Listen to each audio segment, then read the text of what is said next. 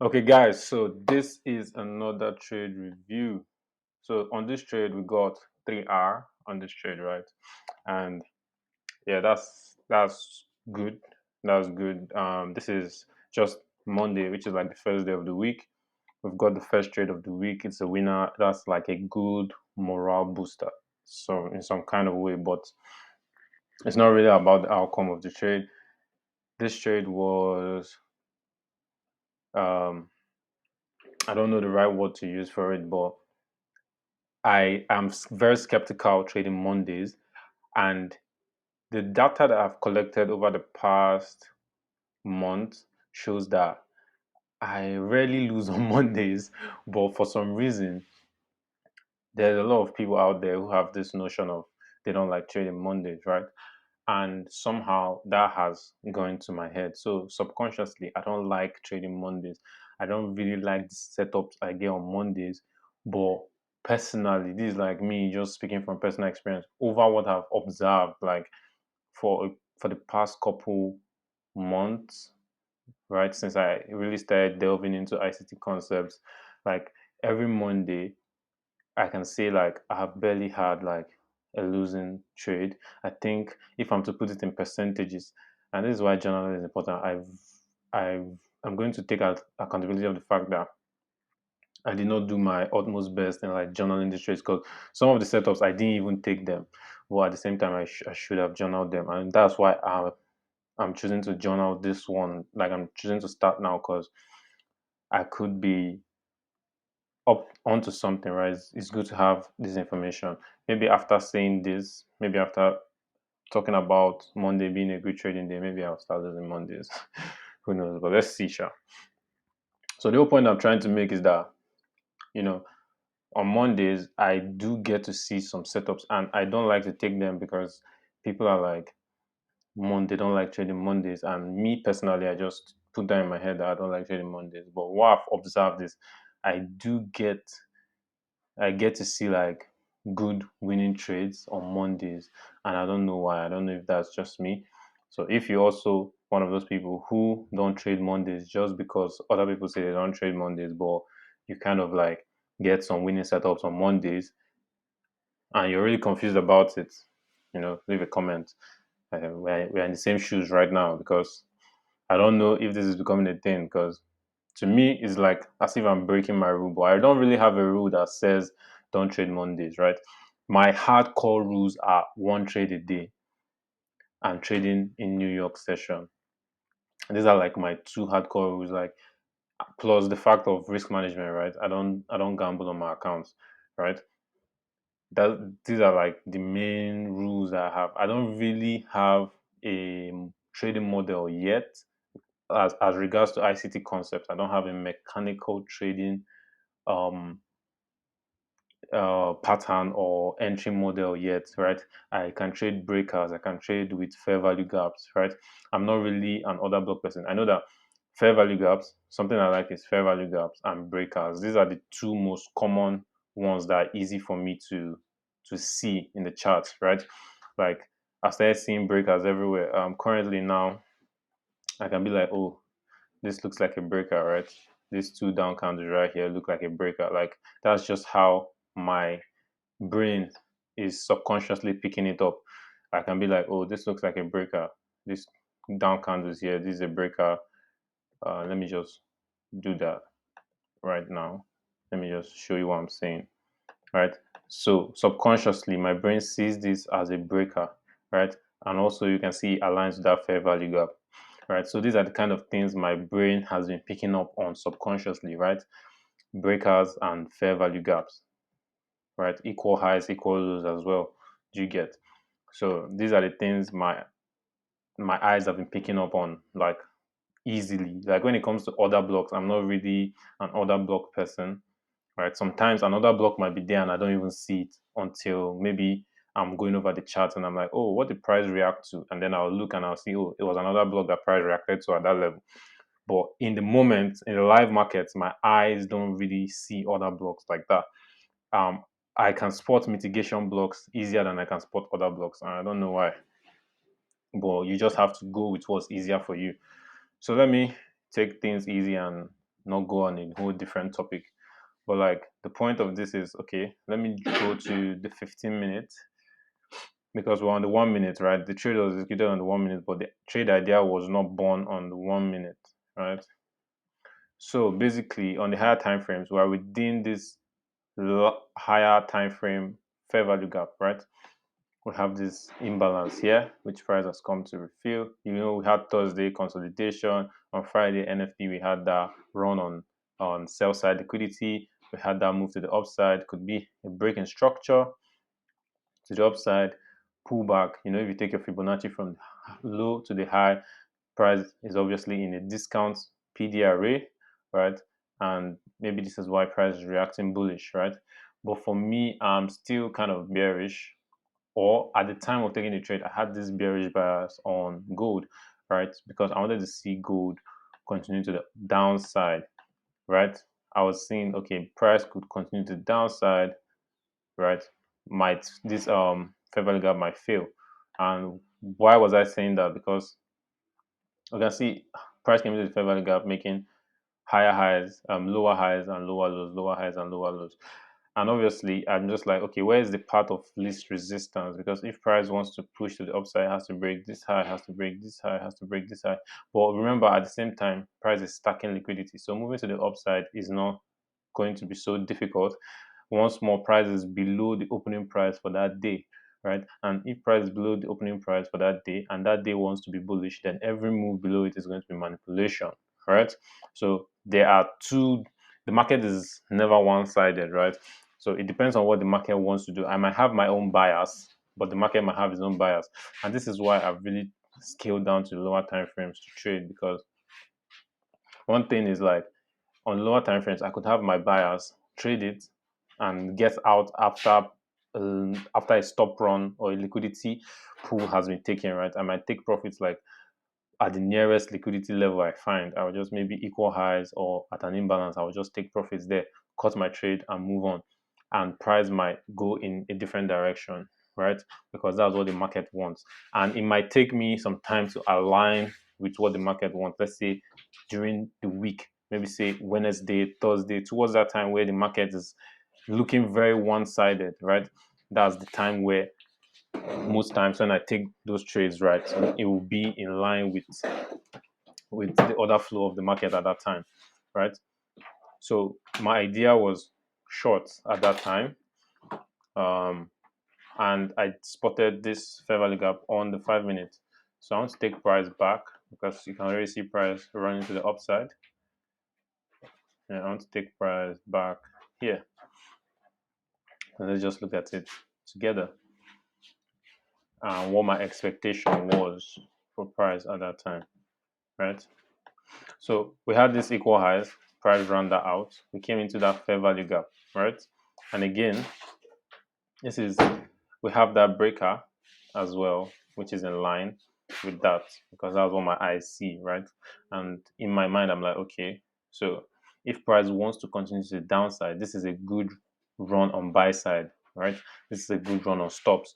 Like we know that if the market is seeking for sell side liquidity, it will first of all go for buy side liquidity. That's the idea behind price delivery or the way we look at it, right? Especially on the lower time frames, because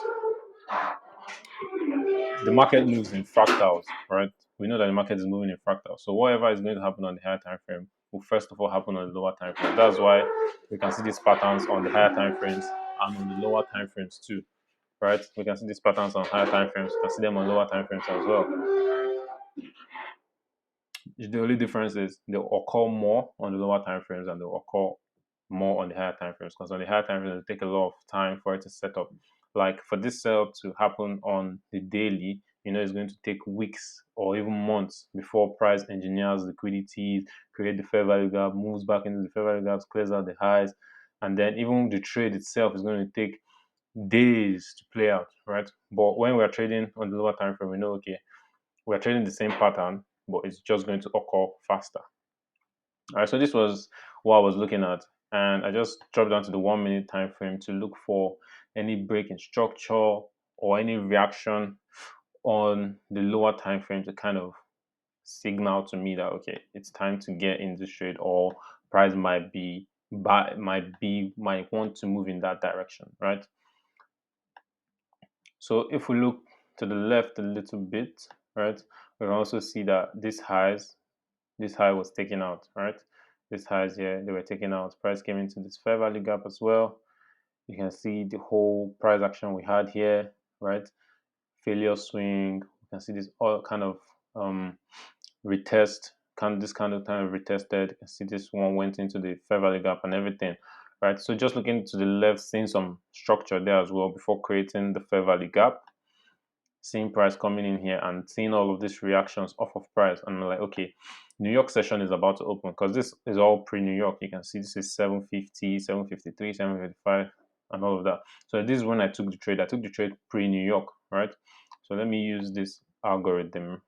I said this algorithm, this indicator right here. So this indicator shows us the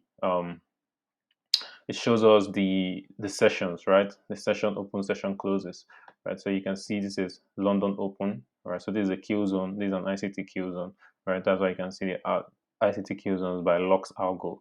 So you can just search for this indicator if you want to use it, right? So let me take it off. So New York opens by 8 a.m., right? I have my time zone set to New York, right? And I'm like, okay, New York is about to open, right? New York is about to open. I'm in the trade now. I've executed the trade. And this is my thought process, right? I have the equal lows here. I have this gap here. So one thing we know is that price will either reach for imbalance, right? Price will reach for imbalance, or price will reach for sell side liquidity. This is my idea, right? So what that means is there's two things price will either do here. It will either come into this level and reverse to the upside, right? Or it will take out this liquidity and reverse to the upside. So this is my idea while I'm trying to take this trade, right? And as New York, as we get to New York session, right? I just want to play price forward, right? You can see immediately New York opens, we have that volume that just pushes price, right? Pushes price. Where does price go for? Price hits our imbalance, right? Price gets to our imbalance. What happens next? We start to get correction from that imbalance, right? Just like I said, right? And at this point, I had moved my stop loss, right, just above these highs, right? This was how I managed my trade because I'm like, okay, if price takes it out from here, I want to be out of the trade. I want to be done with that trade and I want to move on to the next thing, right? So that was my trade ideology. So price reacted off of that, pulled back to break even to our entry point, and when I saw price moving down, I'm like, okay, look at what we have here. We have this kind of trend line mindset, right? Right, where it's like one touch, two touch, the third touch that push price up. Obviously, people want to buy with the trend lines and whatever. So I'm like, okay, this is a good sign because if we have trend line liquidity, then that means the market could possibly go lower and even go as low as here, right? But this was where I was going to take my profits. Moving forward, boom, target was hit, and then we had immediate reversal. And whenever you see an immediate reversal like this, what does that signal? What does that signal to you? To me, it just shows that this move was a run on stops, right? So when price clears out, let me keep this on. When price clears out sell side liquidity like this, it is and moves like this, just like, trust me, it's hunting buy side. And if we look to the left, what kind of buy side liquidity can we find? We can find this. And this is live market conditions right now. And I can guarantee you that this is where price is reaching for. Look, it has even cleared it out, right? Just as I was even explaining that price will go for buy side. Look, you can see it has already taken that buy side, right? And if we go to the higher time frames, And this is why I say price moves in fractals. This same thing that's happened on the lower time frame, this is what price will be looking to do on the higher time frames as well, right? If it seeks sell side liquidity, it will go for buy side liquidity, right? Now you can see what we have here. You can see we have this equal highs here on the hourly time frame, right? So if price wants to go for this level right now, right? And we've seen the opening price of the day, we've seen price react. We have a PDRA below the opening price of the day. Price is now reacting bullish off of this fair value gap, right? If I want to buy this market now, where would be my targets, right? I would look for maybe a retracement in here, look for that buy, right? This will be this will be where I would be attacking, right? I'll be attacking this equal highs and then this PDRA here, this bullish, this bearish fair value gap right here, right? So you have equal highs and you have this fair value gap here, right? So these are good targets, right? So if anybody is looking to buy gold at this point, or if I'm looking to buy gold at this point, this will probably be my targets to the upside. So let's drop down to the 15-minute time frame, and just for due diligence, let me try and do some markups, right? So if this candle closes this way, this would be a fair value gap here, right? That would be a fair value gap. Let me get rid of this line so I can really see the candlesticks properly. This is looking like a bullish order block, and you can see price tapped into that, pushed off, right? So if we have order block pushed off of that, we now have potentially, we could have a potential fair value gap. Let me get rid of this one.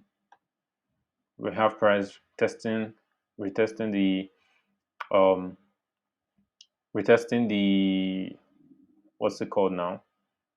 The opening price of the day, right? And if we drag this out, right, this fair value gap that we traded off of could potentially be could potentially be an inversion fair value gap, which could act as support moving forward, right? We could see price come down into this level once more and continue to the upside. So if price makes that retracement, this could be your entry. You could have an entry that looks like this, right? And then go for buy side. So this brings me to the end of my trade review. This is a trade. I took 3 hours on that trade, and yeah, very simple, but not so simple at the same time. It just a lot of this just comes from intuition. Really, a lot of it just comes from intuition. But at the same time, when you're trading, just ensure you have some sort of rules in place. Like for me, it's New York session because I'm trading gold, right? So I know I can trust the volume in New York session more than I can trust the volume in London session. It's very easy for gold to consolidate in London session, but gold will rarely consolidate in New York session. The only time gold will consolidate in New York session is maybe there's a day when news is coming. Like we saw last week, Thursday, we had that consolidation. And then in Friday, we now had that expansion, right? So only during times like that where we could see consolidations, but on a regular day, even without news release, like gold could deliver 50 pips in New York session. And if you're trading on a lower time frame, and if you have an idea of what you're doing, right, then you could be able to take advantage of that. So this is the end of this, and I'll see you guys in the next one.